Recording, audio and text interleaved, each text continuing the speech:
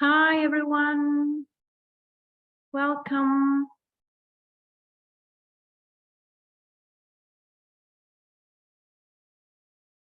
I think we can slowly start. There's still some people joining. We'll give them time, but I would just like to start with welcoming you to this second webinar of a series of 4, trying to find answers to 2 very essential questions when it comes to our MHPSS services.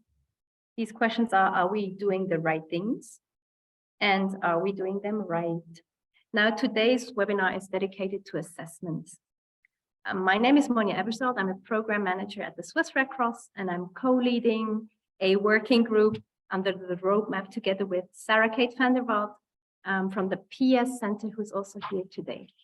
Now, before we start, we would really like to record this webinar for later use. So in case you don't want to be shown, please just turn off the camera. Now, this webinar is held in English with translations to French and Spanish. You will find the relative translations in the corresponding channel under the little world icon in the bar below. And we would like you to write your name, your organization, and your email address in the chat if you can, so we can reach out to you with resources that might be relevant to you afterwards. Now, this webinar series that you're joining today is organized by Priority Action Area 4 Working Group that is committed to the implementation of the MHPSS roadmap. Now, not everyone present here might be familiar to this initiative. And for this reason, we would like to start off with a short introduction video on the MHPSS resolution policy and roadmap, just to give you an idea of the context in which we're operating.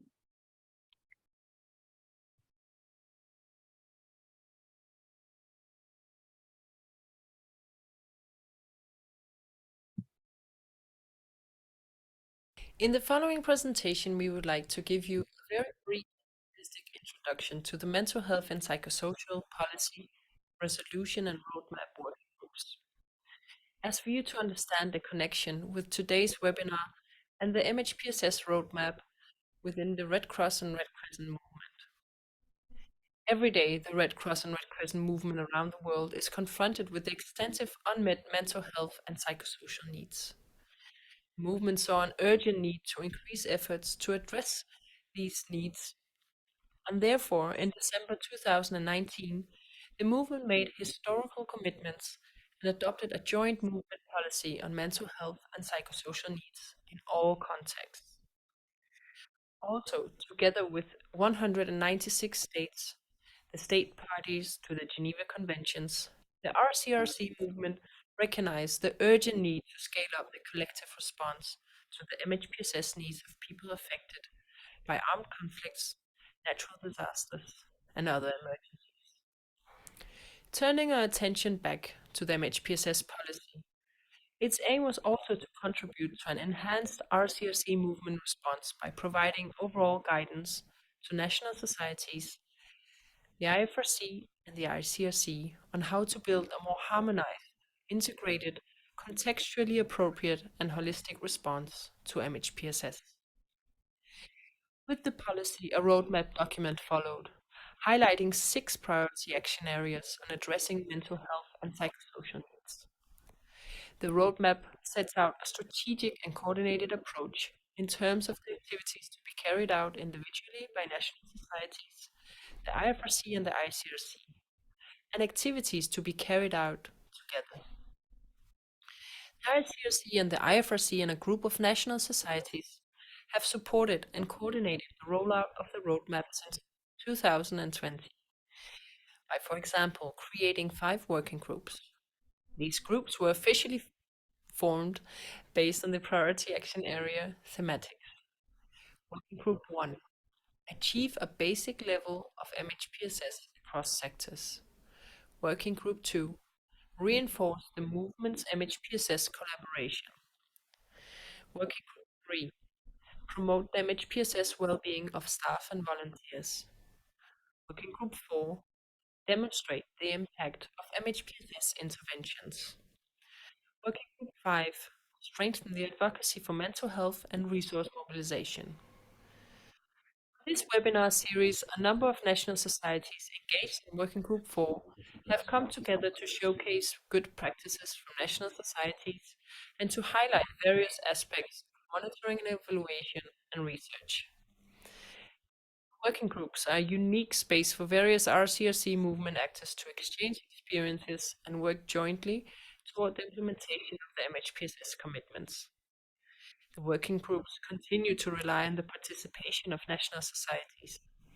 For these groups to remain relevant, it is necessary that the participants from national societies represent all regions and all levels of MHPSS experience. Come and join the working group efforts to ensure your region's voice and experiences are being heard and represented in 2023 and beyond. Thank you for listening and enjoy the remaining of the webinar. A big thanks to Natalie and Veronica from the IFRC-PS Center who created this introductory video for us. So the aim of our working group number 4, is to strengthen the evidence for our MHPSS services, as this helps us to improve the efficiency and effectiveness of MHPSS and thus allows us to reach more vulnerable people with appropriate mental health and psychosocial support. Now I would like to hand over to our host of this webinar, Adrian Reed. Adrian is the Youth Director and Cash Voucher Assistance in Emergencies Focal Point at the Jamaican Red Cross. He's also responsible for all Red Cross youth clubs across Jamaica, and he's a principal for a school for youth at risk operated by the Jamaican Red Cross. Thank you for leading us through this series of webinars. I hand over to you, Adrian. All right, thank you very much, Monia. All right, so good day, everyone. Thank you for joining us once again. So for this webinar, we will be just presenting to you best practices from different Red Cross groups across Red Cross and Red Crescent groups across the world in terms of assessing the mental health and psychosocial support activities that they have been doing throughout their work in their various countries. So throughout the webinar, you will be hearing best practices or presentations from these different groupings. And also we encourage you to also in the chat, place your names and email addresses, and also because we will be emailing all the presentations afterwards, and also we'll be sharing various resources throughout the webinar in the chat as well. So place your name, your email address, and the country you are from, and also the language that you prefer the presentations to be in, and we'll be more than happy to send them to you afterwards. All right, so without further ado, I'll be moving on to the introduction of our first presenter. She is Ms. Aya Suzanne Akasha. She's a technical advisor and trainer at the International Federation of the Red Cross and Red Crescent Reference Center for Psychosocial Support since 2015, covering areas as support to national societies in Europe. Development of training manuals and so on, these are her strong suit, and so I'll be handing over to Aya. Aya, the floor is yours. Thank you.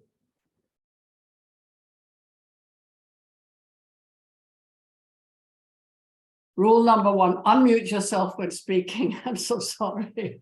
So thank you very much for allowing me to be here with you today. It's a great pleasure. As you have seen, I've unblurred my background because my PowerPoints will come up like this. And this is what we're going to talk about. I'm going to talk about what went wrong first. So I'm going to give you 5 examples of what and how things can go awfully wrong when you do assessments. Next, I'm going to talk a bit about why we assess, and then give examples of MHPSS assessments. And we will leave the floor to our brilliant colleagues from Yemen and Portugal, who will take us through baseline and assessments for staff and volunteer well-being. And I have asked somebody to say when I have 5 minutes left, so I hope they will do that. Now I have myself on a very big picture, which is rather annoying. No longer have that. Now I look at you. So I will talk about what went wrong. And the first thing that can go awfully wrong when we do assessment, and I'm sure I'm going to share examples that you're familiar with, is that you are somewhere, you're walking in the corridor in your national society, and then you hear that the DM department they have planned to go out the day after. They have trained people. They're going to do an assessment of the needs. There's been a crisis, there's been some disaster in an area where we work in our national society. And then you tap them on the shoulder and you say, is there any questions on MHPSS? And they will say, oh God, we forgot. Please send one question on MHPSS. Do it now. We're leaving in 10 minutes. So my first point is, for us, we need to be prepared. We need to know our ABC before, because we can always end up in this situation. Another example could be still in this area. When on my very first mission, I was very young, and we were doing a huge assessment with very experienced people, and out every day, and in the evening when comparing notes, they all stood up and said, dinner time, before I had to change. Well, we didn't discuss MHPSS, could you please sit down? So you also need to be a bit bossy when you're an MHPSS person, because we tend to be forgotten. So that was number one. Number two is, now let's talk about sexual and gender-based violence. I was working supporting somebody who called in from a national society. It was a partner national society doing a large assessment in a country where there was a high prevalence of sexual and gender-based violence.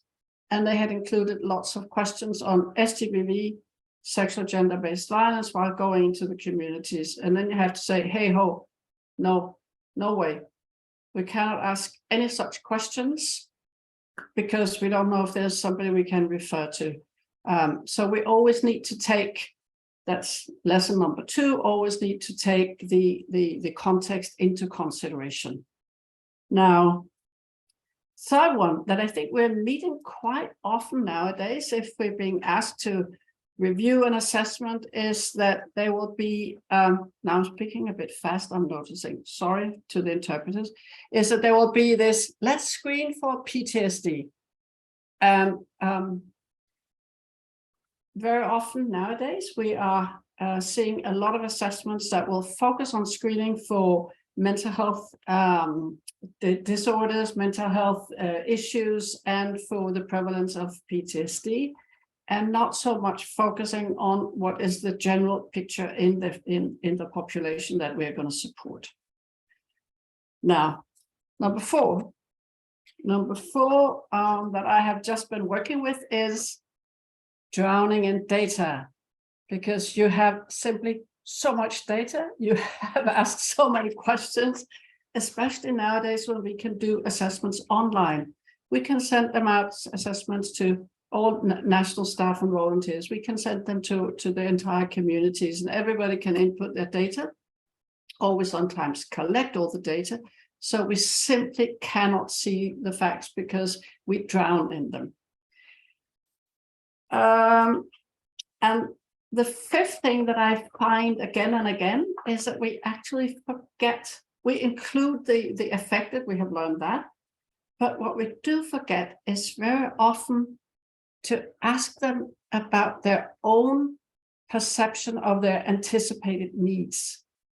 We sort of, even if it's a rapid assessment, yes, where we ask people how they're doing, what their needs are, we can also ask them about what will their needs, what do they think their needs will be in the future. And I think I learned a very important lesson recently when sitting with a group of displaced people in a country.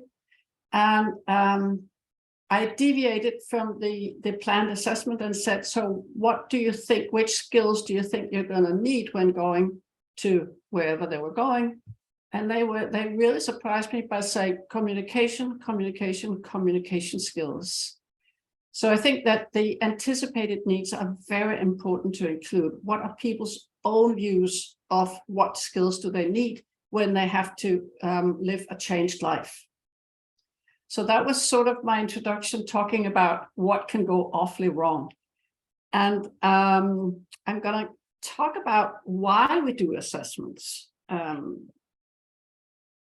Because I think that sometimes we can get so caught up in wanting to ask so many questions, but we need to keep the why is it we're doing it and what is the outcome? What are we going to use the assessment for very much at the foreground, so we don't lose sight of that. And we do, for instance, assess the mental health needs because we want to plan interventions. But before doing that, or at the same time as we start thinking, we should also collect the secondary data. There's lots of information out there. I'm going to give you an example. And I see that Sarah Davidson is here. So when Sarah and I, if Sarah and I are to do a training on SGBV, we have done 2 together. It's been a great pleasure. What we do is I actually look up of the people coming to the training in their country. I look at how is the convention of the right, CIDOR, the short for that is, I have it noted down, elimination of all forms of discrimination against women. What is the legal age that people can marry? Because if we in a training say something else, something that we think is right, it may not be so. So if you look at UN data, one can actually be surprised at the legal age of marriage in many countries. That was just an example, not of using it in a full-blown assessment, but just always to think about using secondary data, look things up, find reliable sources.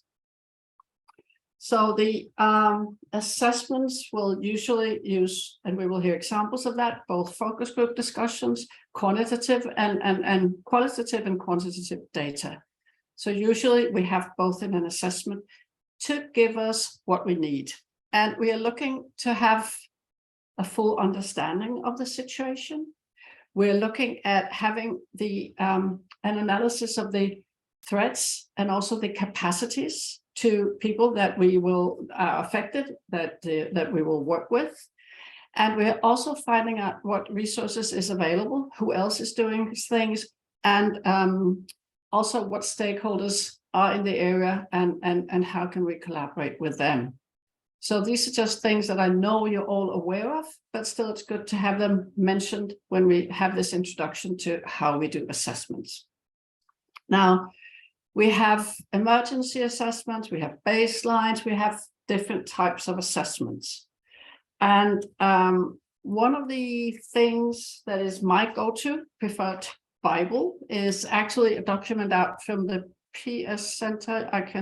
Now I'm looking at so that I can see, you can see it, which is the first monitoring and evaluation framework for psychosocial support interventions that came out some years back. Now there's also the ISC, and there are other, UNDP has excellent sources.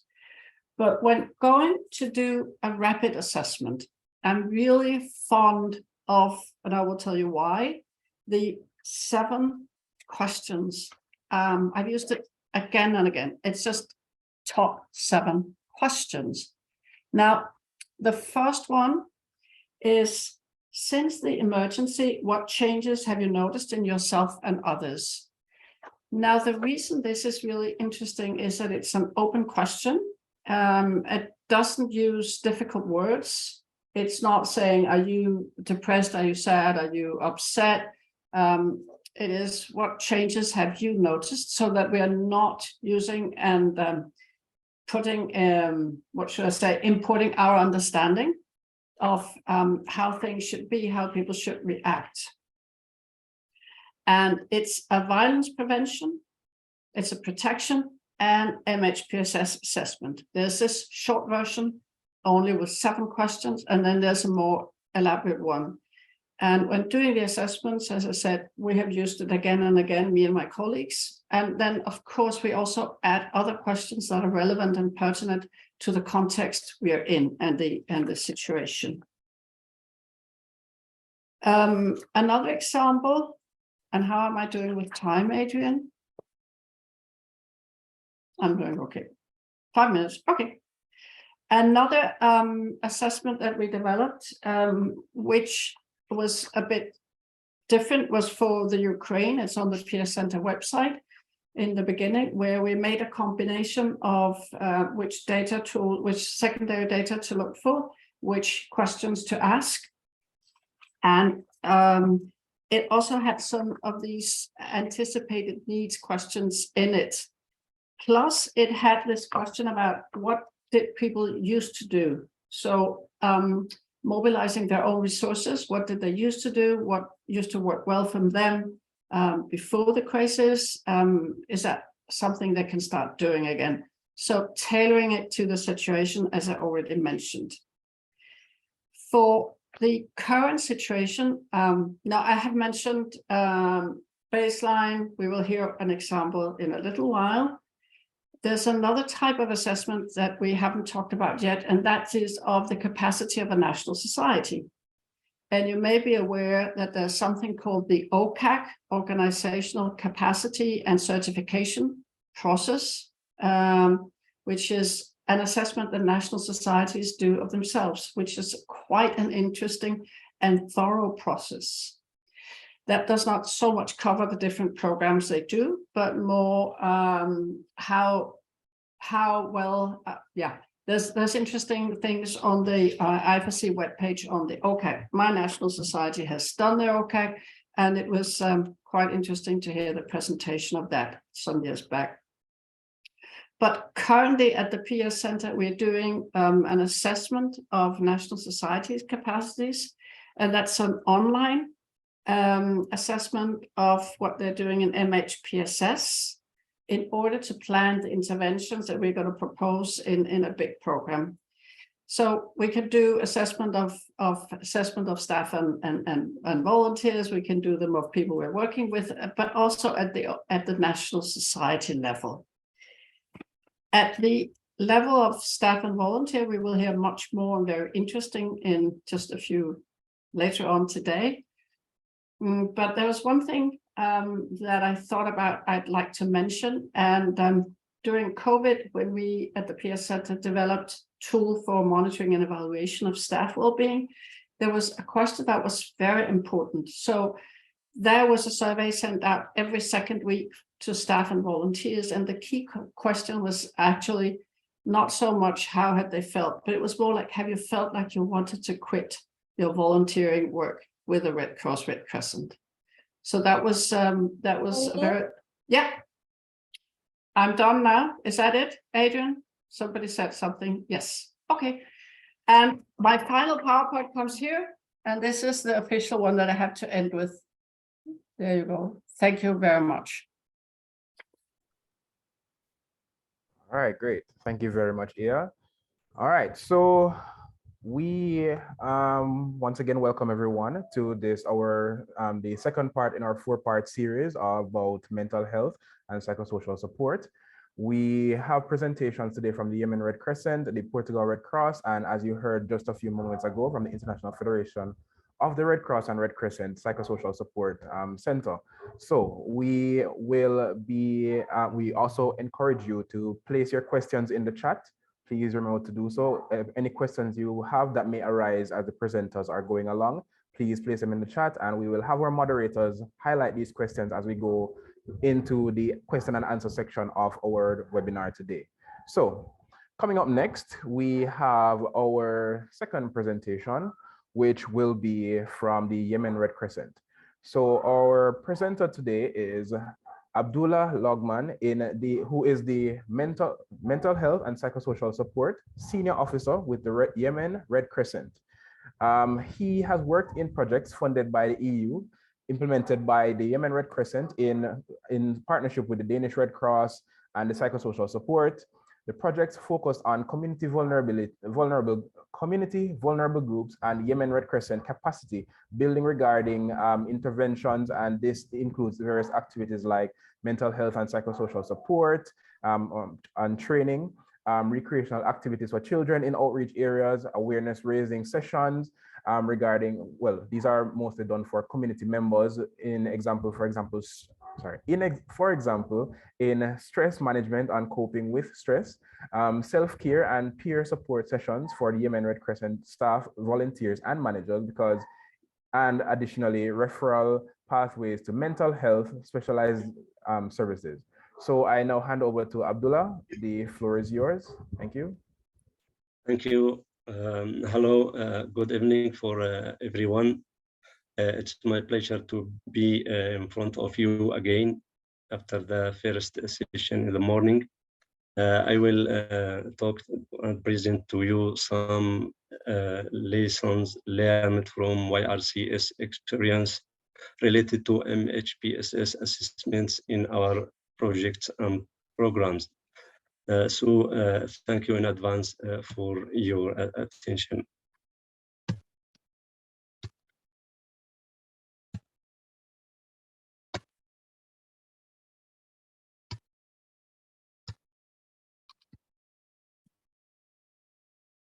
I will talk about the CSHIR program. Can you see my screen now? Is it okay for you? Okay, thank you. I will talk about the CSHIR program and the assessment. Then I will talk about data collection methods and participants. Then I will talk about the baseline survey we conducted for community MHPSS needs and practices. Then we will talk about vulnerability and capacity assessment, VCA. Then talk about the assessment of YRCS needs, gaps, and capacity related to trainings in MHPSS. Then we will talk, if we have a time, about assessing YRCS peer support and self-care capacity building. I will talk about the CSHIR. CSHIR is, the name is Community Services in Health and Action for Resilience Program, CSHIR. Implemented by Yemen Red Crescent Society in partnership with Danish Red Cross and IFRCPS Center, funded by EU DEFCO projects. It was a developmental program, has three main components, health, PSS, and infrastructure. The beneficiaries number was above 100,000 people or beneficiaries in 5 governorates, aimed at strengthening the resilience capacity of poor, vulnerable communities and households. Also to improve access to quality healthcare services, including psychosocial support and infrastructure in coordination with our local authorities. During 5 years of implementation, many assessments for health, MHPSS needs, services, and practices have been conducted for different targeted groups, community members, YRCS primary healthcare providers, staff, volunteers, and managers. This photo is from the CSHIR and from one awareness raising sessions of the CSHIR program for female participants. The session was about stress and coping. Now I'm going to talk about data collection methods and participants. We used two broad methodologies, quantitative and qualitative. In the quantitative one, we used questionnaires, essentially. In the qualitative method, we used different tools to gather our data and information. We used focus group discussions. We used key informant interviews. We used desk reviews, observations, community maps, seasonal calendars, and transit walks. Our participants were from different groups. We had Yemen Red Crescent Society staff, volunteers, and managers. They were included in our assessments, in addition to primary healthcare staff, also the community members, also the vulnerable groups members. One of our assessments in the beginning of the CSHIR program was the baseline survey for community MHPSS needs and practices. This was a rapid MHPSS assessment beside the health survey. So the MHPSS component was very short, but it was informative. We aimed from this assessment at collecting primary data needed to develop our log frame and indicators of the C-Share project. The assessment included, or the survey included participants from more than 300 families from the targeted community located around YRCS health facilities in 5 governorates, maybe in 41 area or district. We used in this survey different data collection tools, FGDs, and questionnaires. We focused on the common mental health conditions among the community and the community-related practices. So we assessed the common ways about how people behave in cases they have in themselves or their relatives some psychological or mental disorders. So did they go to doctors or MH specialized services or to traditional healers or stay at homes?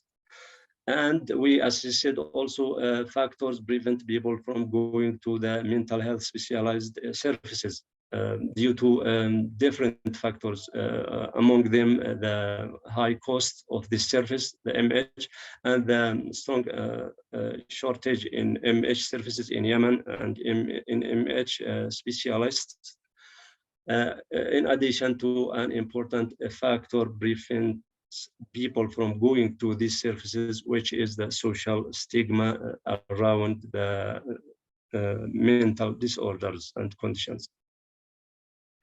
Now we will talk about vulnerability and capacity assessment, VCA. VCA is a methodology used for assessing community preparedness before disasters, but we adopted it to include MHPSS components.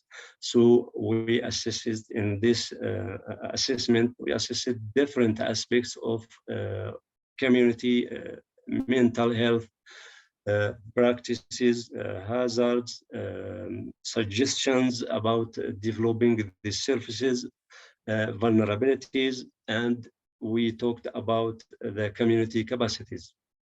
More than 1,000 community members from 41 areas in 5 governorates have been participated in this VCA assessment.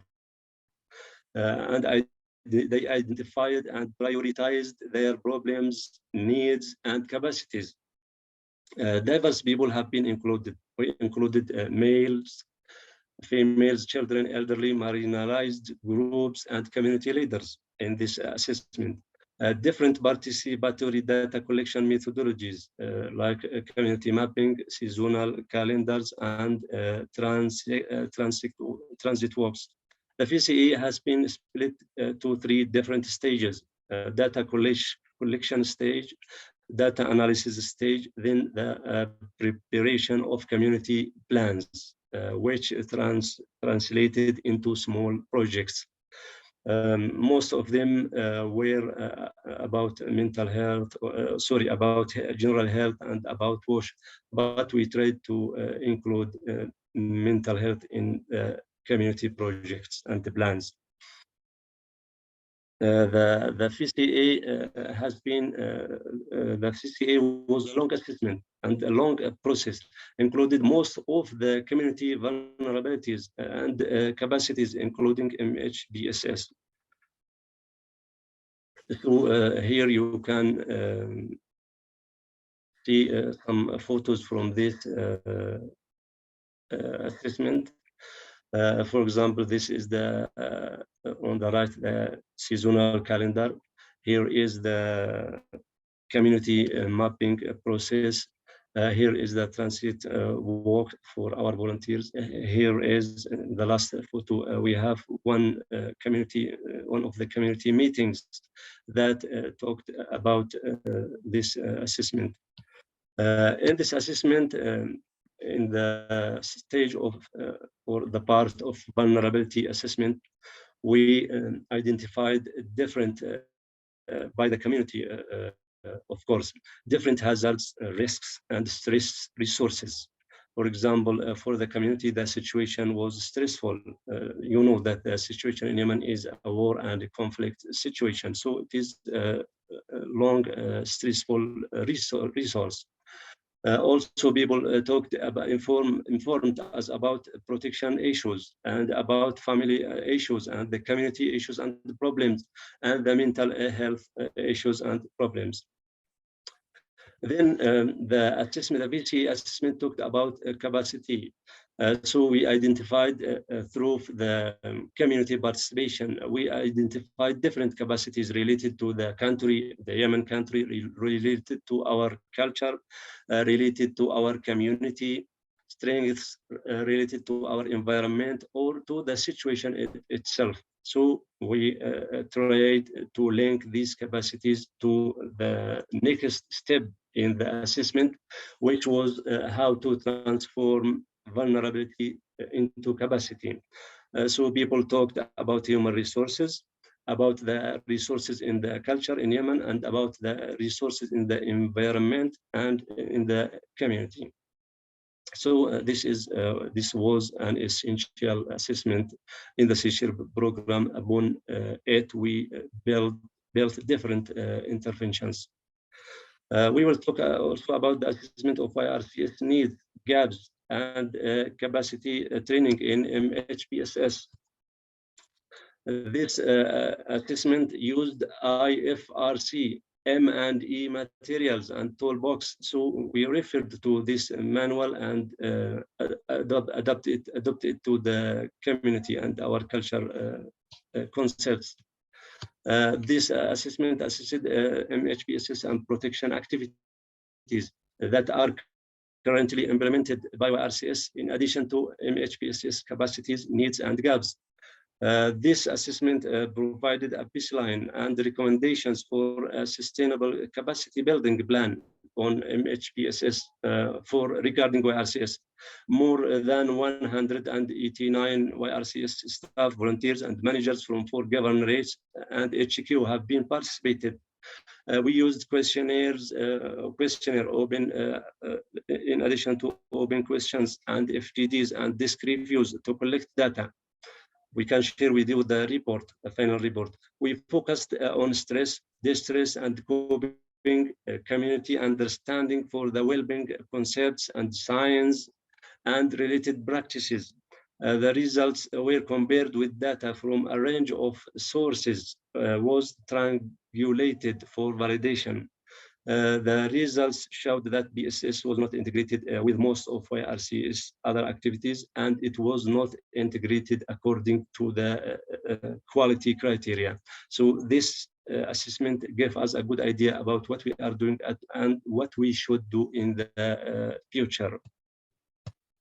This photo is from one session of the assessment. You can see YRCS volunteers filling the questionnaires. Questions. Finally, I will talk about assessing YRCS peer support and self-care capacity building. This was this assessment conducted in the last year of the program, of the teacher program, aimed at assessing YRCS capacities, activities related to self-care and peer support, included 34 of YRCS staff, volunteers, and managers in 6 branches and HQ, used structured interviews, FGDs, and questionnaire to collect data about the self-care practices, about the stress signs, and how people or participants, how they identified these signs and how they cope with stress in their lives and stress related to their job in YRCS and in humanitarian interventions. Based on this assessment results, we developed a self-care session guide supported by DRC and IFRCBS Center. We conducted 2 trainings, and we conducted 3 self-care and peer support sessions for YRCS staff and volunteers and YRCS primary healthcare workers. I think this is what I have. So thank you for your attention. Thank you.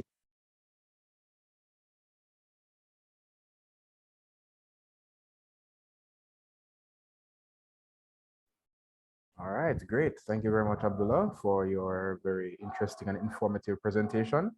So I'm not seeing any chat questions in the chat right now.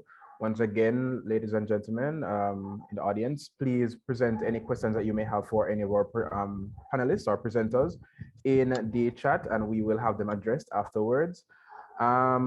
Additionally, we have interpretation available. So if you are not here, if you're only hearing the presentations in English and you'd like to hear them in another language, feel free to click on the globe icon at the base or at the bottom of the screen where we have translations in French and Spanish. So you can choose your language of choice there, and we will be you will be able to then hear the presentations in your language of choice.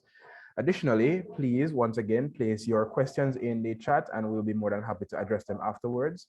Throughout the presentations, we will also be sharing various links to resources that you can access in the chat, and you can then access these. These are important documents and links to web pages and so on. So you're able to then access these to, get additional information about the things that we're discussing at the moment. All right, so we are going to be moving on to our next presenter. Our next presenter today comes to us from Portugal, and she is the okay, one moment please.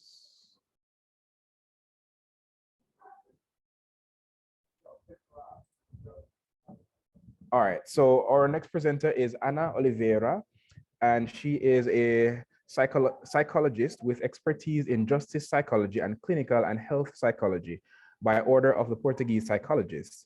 Over the years, she has specialized in the area of psychotraumatology. She completed her PhD in psychology at the Faculty of Psychology and Educational Sciences at the University of Porto, with a research focus on peer support in the context of pre-hospital emergencies. She is a trainer in the behavioral, psychological, and victimization areas. She works at the Portuguese Association for Victim Support, which is the APAV. She is a victim support technician at TAV and manager of the Victim Support Office at the Department of Investigation and Criminal Action, DIAP, of the District of Faro, and is responsible for the support units to mass victimization. In addition to assessing and intervening with victims of crime, she has experience in intervening in critical events and major accidents. She has been a volunteer at the Portuguese Red Cross since 2009, and since 2012, she is a coordinator of an emergency psychosocial support team. In March 2020, she joined the National Task Force of the Portuguese Red Cross, Mental Health and Psychosocial Support in response to COVID-19. She also has experience volunteering in the context of international humanitarian aid. So I will now hand the floor over to Ana, who will be our next presenter. Thank you.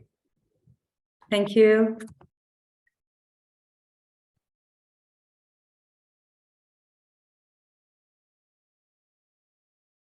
Let me put on the presentation mode. Hello, everyone. It's a pleasure for me to be here, share to the work that we are doing here in Portuguese Red Cross, and present today a study that is a part of a big project of my PhD research project. We organize the information in academic format to be easy to share the study, but when we talk in staff and volunteers here in this study, we focus on the emergency and first responders who do emergency. In Portugal, we have about 80 local branches, around 2,050 teams, emergency teams, and in total 2,500 first responders, first aiders. Working in pre-hospital emergency context, considering the unpredictable and the complexity of the emergencies that the professionals faced, such as accidents, cardiac arrest, fires, sudden deaths, we can consider a risky activity, and that puts these professionals to high levels of stress, and that may lead to the development of some problems in terms of mental health. The objective of this specific study that was previous to the big one was to describe the Portuguese Red Cross first responders, considering some variables, some dimensions, such as mental health, coping, job satisfaction, and job-related affective well-being, and social support. To assess, to conduct the study, and this study was made between 2018 and 2019. We use an online protocol. First, we have a questionnaire to collect some sociodemographic data and some Red Cross, to collect some data related to the Red Cross experience, and to assess the mental health and psychological well-being, coping, and the other measures or other dimensions. We use these instruments.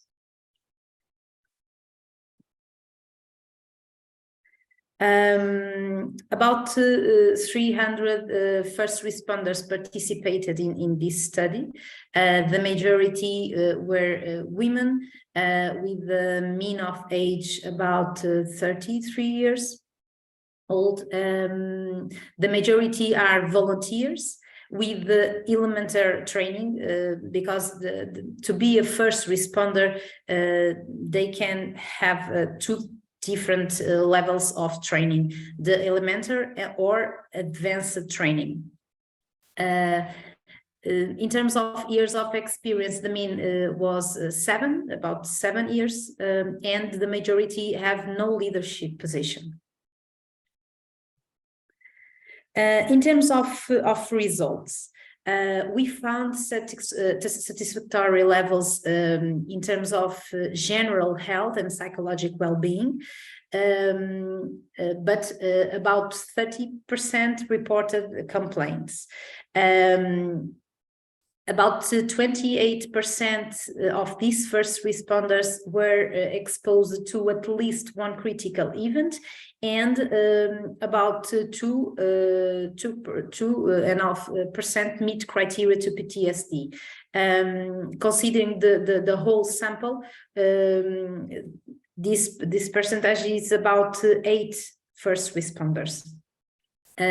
In both dimensions, women reported worse results.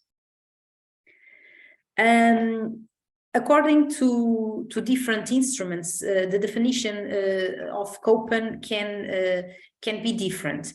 And considering the brief coping can be divided in 3 types of coping: the emotion-focused coping, the problem-focused coping, or avoidance and dysfunctional coping.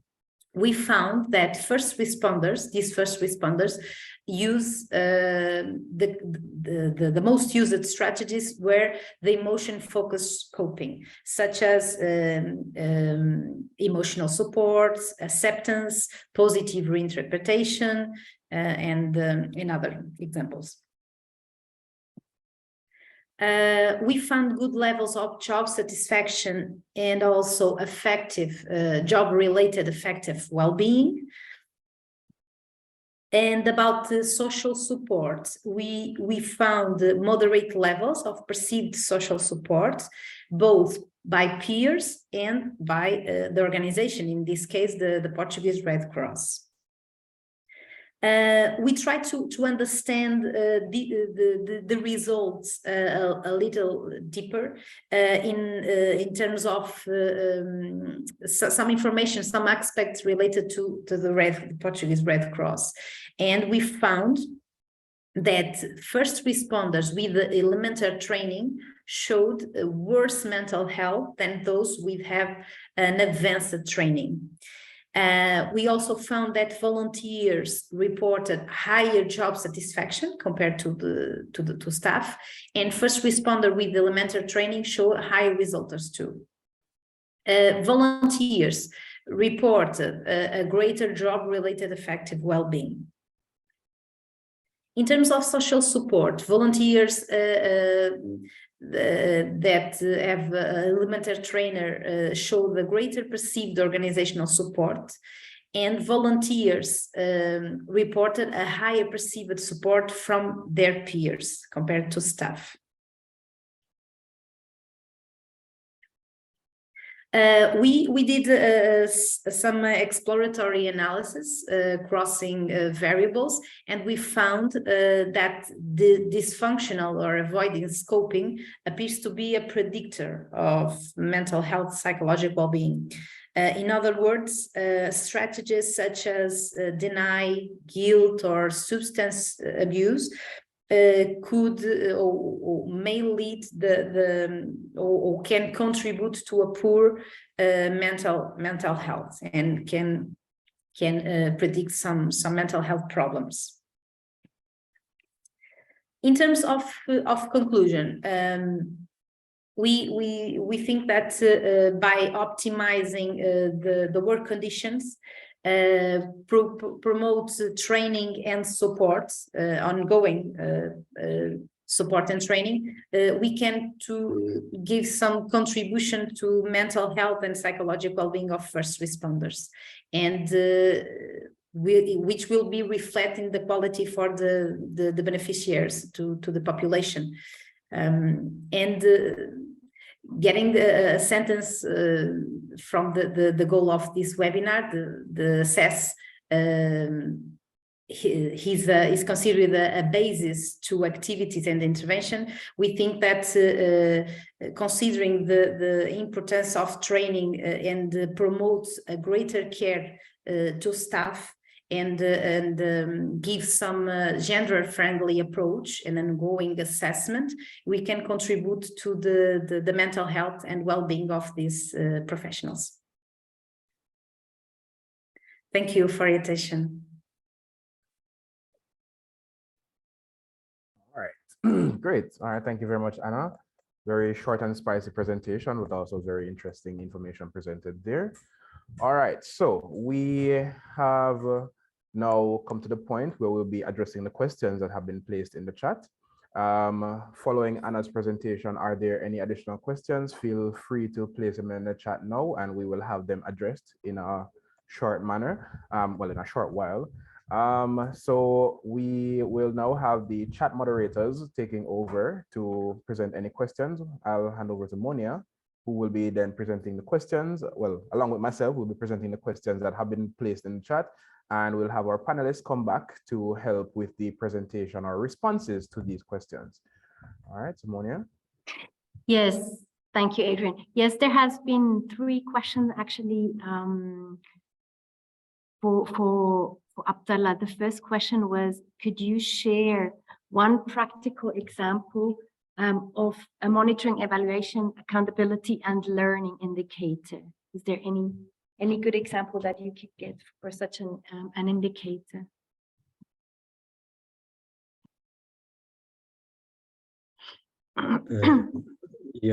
From our indicators for monitoring and evaluation, we assessed, for example, the YRCS staff and volunteers' satisfaction about self-care sessions. We also asked some of the people we trained on MHPSS. We surveyed their feelings of confidence about MHPSS concepts and training. So these were simple ways for monitoring and evaluate the quality of these interventions. For the community, it was not easy because we found a challenge by the end of the CSHARE program. It was supposed to conduct the end evaluation of the program.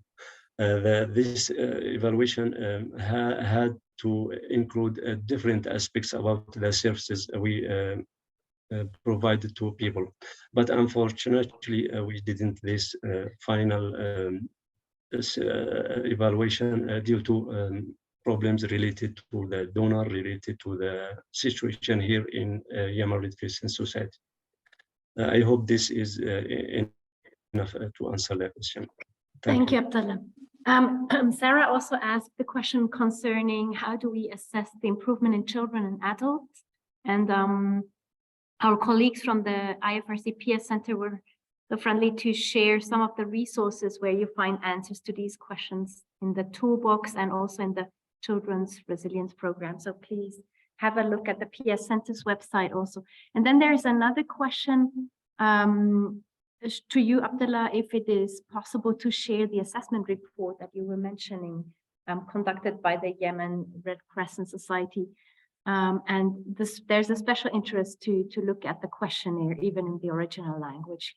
Could you share this report? Is it public? Yeah, of course. I will share it with you now to see the questionnaire, the questions we used to assess YRCS MHPSS capacities and needs, and the report, the related report.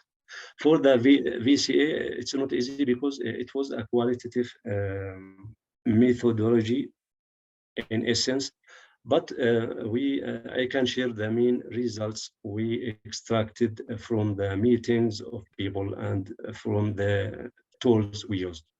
Thank you. Wonderful, thank you. We will share it with interested people then also through the website, if that is okay for you. Thanks. And then there's a last question concerning the concepts of stress and mental health that you were mentioning. If you could say something more about that. And I would also like to use this opportunity to mention the last webinar we had on cultural adaptation of tools and methods. If you're interested on how to contextualize our tools, please also have a look at the recordings of this last webinar that might be of interest. But I'm handing over to you, Abdullah, to give your example of how you contextualize the concepts of stress. Thank you. For example, stress is not an easy concept among our community members, because people thought about the physical pressure. When we talked about stress, some people thought that we are talking about the hypertension. So we had to simplify this concept to them. This was via or through giving them a story about stressed people.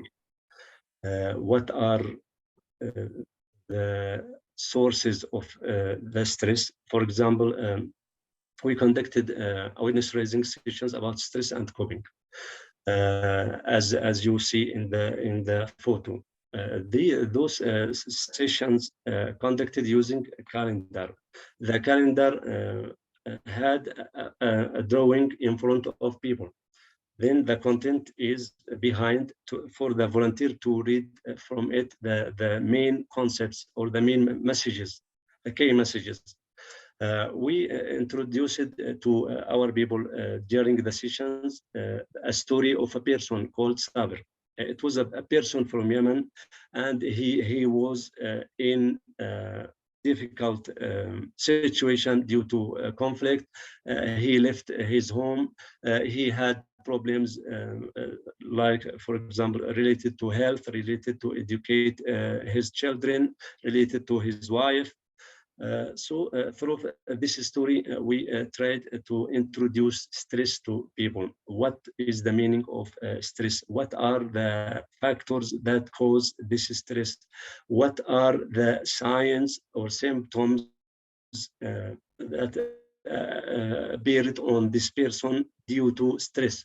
And what are the coping strategies this person used to cope with the stress?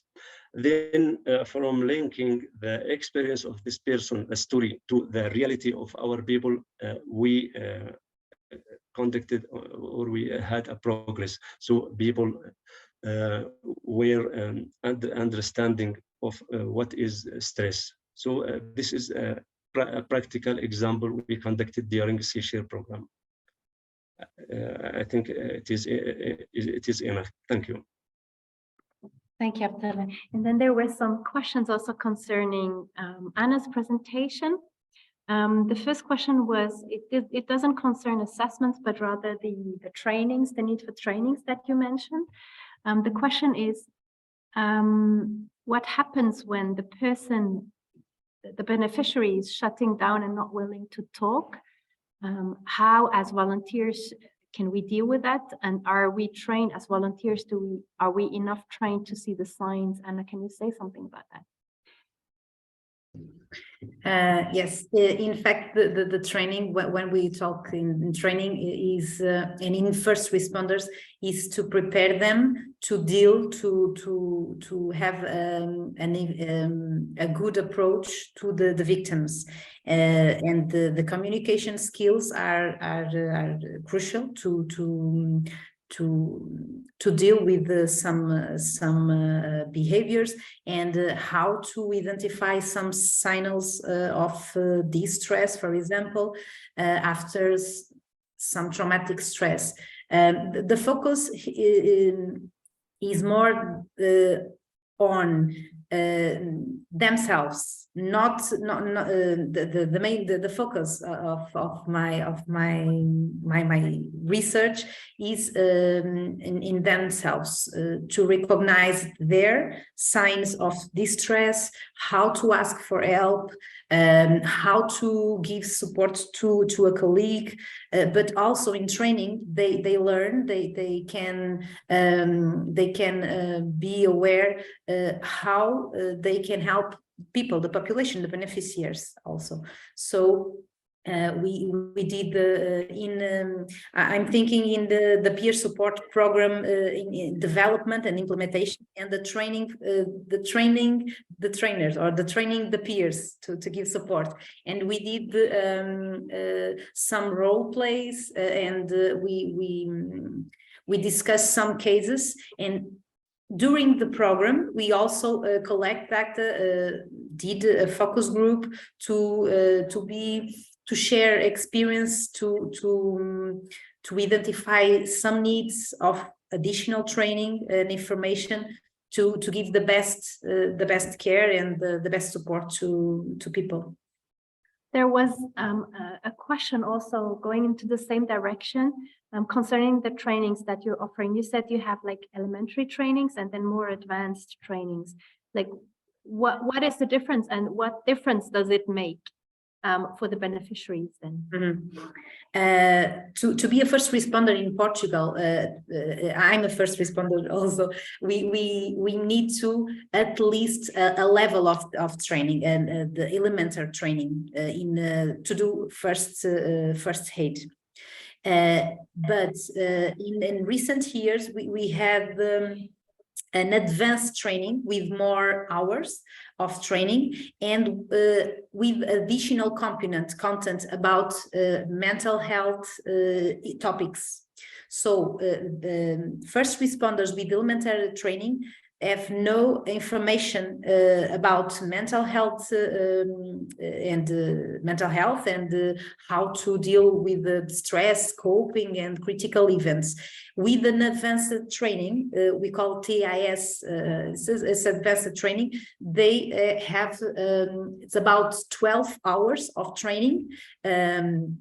With this specific, with the coping, the psychological first aid, communication skills, and the victim's approach, how to do the best, how to do a best contact and have a support communication to people. Thanks. And then there was another question to you also concerning the gender differences that you mentioned between women and men. If you can say something more about those differences, where they come from, and also about you mentioned that in your recommendations that about the gender friendliness, if you could go more into detail with that recommendation. In fact, in our studies, we found, and it's similar to the literature, that women are a specific way to deal with the events. And in our study, we found that women use most problem-focused coping and avoidance coping. And in some situations can be dangerous, can put themselves at a higher risk. And when we talk in the gender-friendly approach, we need to integrate these specific needs in our interventions and promote, for example, a gender-friendly approach, an environment that gave protection and prevention, some kind of violence against them. And I think that this is the point. And one, sorry. Yeah, no. I'm thinking because in case of trauma symptoms, women reported worse, more complaints and more symptoms. Yeah, it's a fact that we know that sometimes when we collect data, people can give the answer that they want, and perhaps men and the stigma associated to this job here we feel this. We can talk about the underreported complaints, and this is an hypothesis to our results too, because the percentage that we found to about 2% of criteria for PTSD, for example, is lower considering another international study. So this is a good news for our national society. We can conclude that we have the good resources to deal with challenges and the work in the field. So we need to report the number, but comparing to the world and the international percentage, it's lower. So it's a good news. There's a question concerning that number that you just mentioned, people who meet the criteria for PTSD or who report symptoms of PTSD. How do you know that these symptoms are related to their work at the Red Cross, or could they also just have other causes?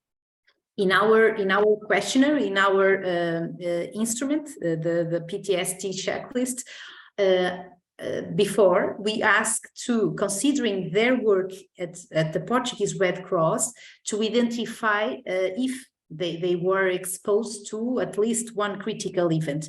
And if they were exposed to a critical event, then answer the checklist symptoms. So this percentage is about the specific work in this field.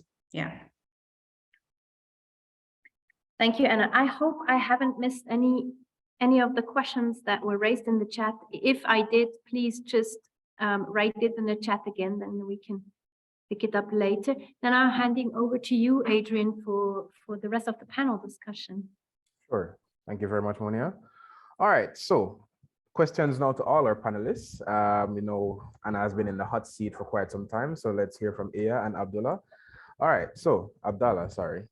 What is the role of a base survey in MHPSS programming? Any one of you can go ahead and unmute and go ahead to response. Thank you. Yeah, I think that this survey and the assessments informed us about how to build or adapt our interventions in this program. In the CSHIR program general proposal, there were general description for the activities, but inputs came from these assessments, informed us about how to build our activities, how to implement our tasks, what are the places of need inside our community. So, for example, we conducted in the CSHIR main activities. One of them is the building the capacity, because we informed from the surveys and the assessments we conducted that we have a shortage, and that MHPSS is not integrated in all YRCS interventions. So we tried in the CSHIR to build the capacity related to MHPSS according to manuals tailored and prepared according to the inputs came from our assessments. So you can find our tools for MHPSS trainings and MHPSS. You can find these tools on the BS Center site. These manuals and guides tailored to Yemen contexts. This is was one important step.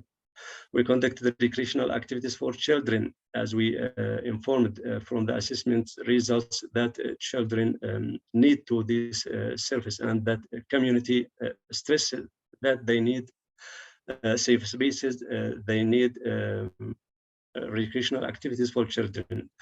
We targeted also the community awareness, because we found a big gap in the community awareness about mental health.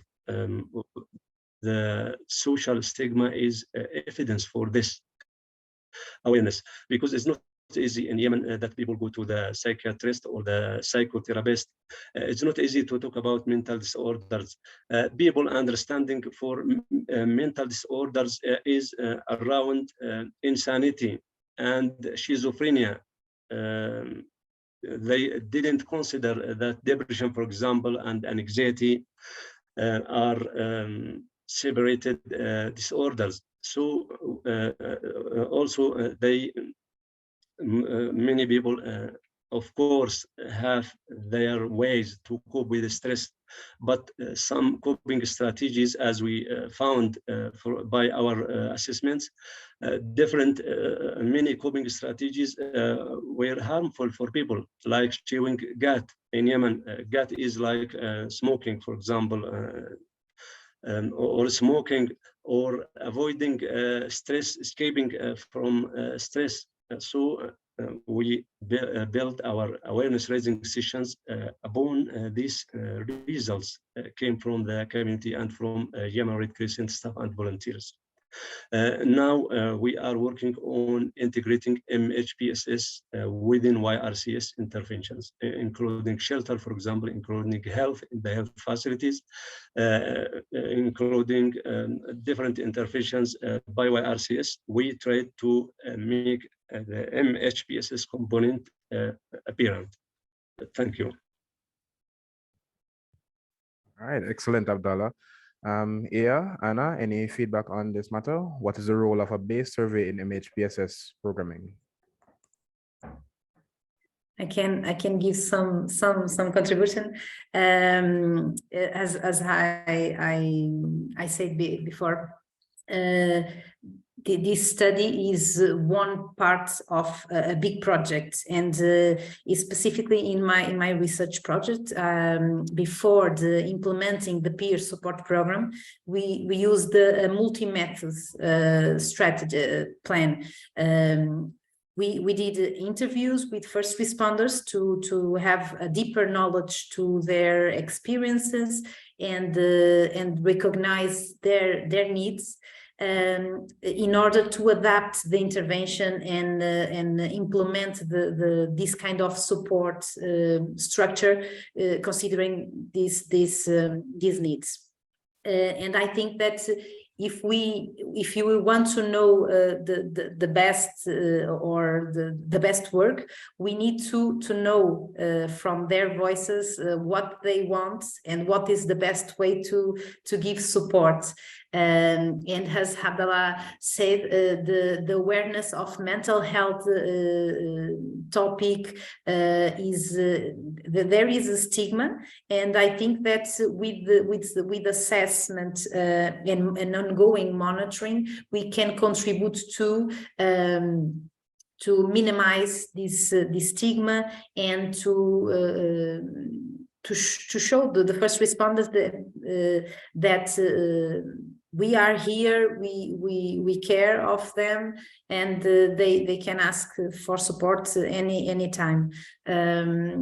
Recently, we are developing the manual, and we want to extend this program to another branches, and our proposal is to extend to a national level. It's transforming natural kind of support. And we need to put the assessment and monitoring on the table to do this in the best way. So I think that this is a good contribution to our mental health staff and volunteers. Great. Yeah. Yeah. What I would like to say is that I really like the examples that you've given, both of you. I think they're very comprehensive and very good. In a recent assessment that we did, that was that had questions that wanted to look at threats and capabilities. One thing we missed, that's what I talked about earlier, was actually asking questions that promoted the mobilization of people's own resources. And that's the kind of questions that I talked about when it's about future, looking into the future. So if we only make this, what is going on right now? How do you feel right now? What is your situation right now? We don't get into this future looking that is very needed and can be hopeful for people, which can help inform what we're going to do. And I think that's what I often see missing. So just a point to remember to include it when we do the assessments. Not to say that any of the two examples we've just heard we're falling short on that regard. Not at all. Thank you. All right, not a problem. All right, so in the chat, Abdallah has shared some resources that will be of use to you, those of you in the audience. So you can take a look at those different options, different documents that he has shared in the chat. On to our next question. So how do you, the panelists, include protection considerations into an MHPSS assessment? Yeah, for us, in the assessment for YRCS staff and volunteers, training gaps and needs on MHPSS, there were more than one question about protection practices, about protection concerns for YRCS volunteers. You can see these questions included in the survey, in the question I shared with you. In the VCA, according to the methodology itself, it enables this methodology enables the protection issues and concerns to be apparent. So in our analysis for VCA data, we found protection issues related to this situation, Yemen in it, the situation of war. People talked about different things, different concerns, protection issues about children, about women, about vulnerable groups related to violence, related to GBV, related to harassment, related to children recruitment with the military or with the etc. Parties. So this was apparent in our VCE assessment. Also, in the manuals we developed to train on MHPSS, we dedicated one module or one chapter about protection, the concept, the components, the practices, the criteria or standards, and how to integrate protection, the PGI in general, into MHPSS. In the manual of PGI, you couldn't find MHPSS, for example. You can find health services, you can find shelter services and WASH, but you couldn't find MHPSS. So I think this is our task in the future, to include MHPSS in the manuals of PGI, how to consider PGI in the MHPSS activities. Thank you. Thank you. All right, if the other panelists have any feedback, short and spicy, please, we're pressed for time. Yeah, I'm just going to say that I think that many people overlook the fact how much, if you go to the interagency standing committee, their guidelines on MHPSS, how much protection there is in MHPSS. And that we have a special way when we talk to people about talking not only about the physical safety, but also about, do they feel safe? And helping them distinguish and helping them find out what could make them feel safe, what is needed in the environment, are there any protection issues, or what is it? And we also do it with children. And when we do the type of exercises that Abdallah is talking about, if you do the VCA, I can't remember what it stands for, that acronym, but when we do these, when they create also a plan of their community and where they feel safe and where they feel unsafe. And that all comes down to the ability of the MHPSS staff to be able to create a report, to be able to get in contact, to create a good relation to the people that they are talking to. Just wanted to stress that. Thank you. Excellent. The VCA is vulnerability and capacity assessment. All right, so on to our final question. See if we can answer it in a minute, if possible. How do you use the results of a needs assessment in your activities or strategic thinking or project design? Anna, can you answer this question? Anna? Yeah, I already, as I said, the results of this study in particular is crucial to understand the participants, the people who want to implement something. And for example, we found, or we have the idea that, for example, the supervisors are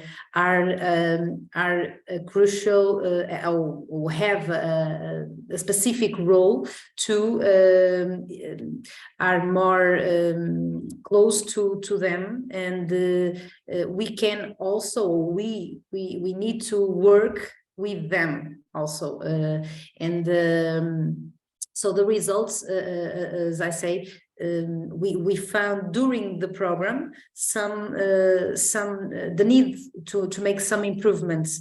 For example, the people who is responsible to activate the peers, for example, or women, for example. We had a pool of peers, and when some first responders face to a critical incident, they can ask to not a specific peer imposed by the structure, but they can ask for who they want to ask. So I think that we need to have the importance of the results is to provide tips to make some improvements, some changes during the activities, not only not one time, but an ongoing assessment it's crucial to the best do. Excellent. All right, thank you very much, Anna. All right, so Monia, over to you once again to do the conclusions. Thank you, Adrian. And while I'll be wrapping up now and take the opportunity just for a quick recap, I would like to ask you to answer our 3 poll question that will now pop up on your screen. Please just fill in while I'm talking, because your answers will really be very helpful for us to improve and to make the last 2 webinars really relevant to practitioners. Now, what have we learned today? Now, from the case studies from Yemen and Portugal, we impressively learn why it is important and essential to take people's MHPSS needs into account. Now, MHPSS assessments help us get a broad and really immediate picture of a population's well-being and get an understanding also of the emergency situation from their perspective, as we've heard how important this is, of the perspective of the people concerned, not from our perspective. And this also needs to take into account the stigma and the resources of the community. Now, we have been talking, as I also already mentioned before, we have been talking about the importance also of contextualizing or culturally adapt all our methods and tools. This was the topic of our first webinar. You will find, it was a question also in the chat, you will find the recordings of the last webinar and this webinar and the following 2 in all the 4 languages, Arabic, English, French, and Spanish. Very soon on the PS Center's webpage, the link was shared in the webpage, and you will find the webinars always, like the recordings, like a few days after the webinars took place. So please have a look at the PS Center's webpage. We have also introduced many resources, very helpful resources and tools today in this webinar. And one that I would like to especially highlight is a very rich spreadsheet with a compilation of very short MHPSS assessment tools and preparedness plans. This is in order to integrate mental health and psychosocial support variables and resources into assessments and preparedness plans across different activities and contexts. So working group 1 of the MHPSS roadmap has identified and has took the time to collect existing and validated resources with a maximum of 10 items used by the movement. So this is really helpful if you can just make a quick and short assessment. So there you really find very relevant resources. This compilation and all the other resources, you'll find them in the chat, but we will of course also provide them to you through the PS Center's webpage in a few days. Now, what remains for me to do is just to thank everyone that was involved in today's webinar. A big thank you to Petra, who didn't speak today, but who organized this whole webinar behind the scenes. Thank you to Adrian, who hosted us today, to Ia for introducing us to the topic, and Abdullah from Yemen and Anna from Portugal for sharing their rich experiences with assessments with us today.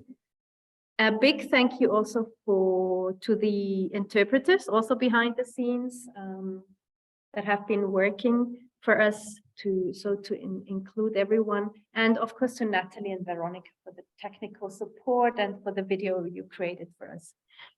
Without you all, this webinar wouldn't have been possible, so really thank you for participating, and also thank you for you all to contribute with your questions and comments.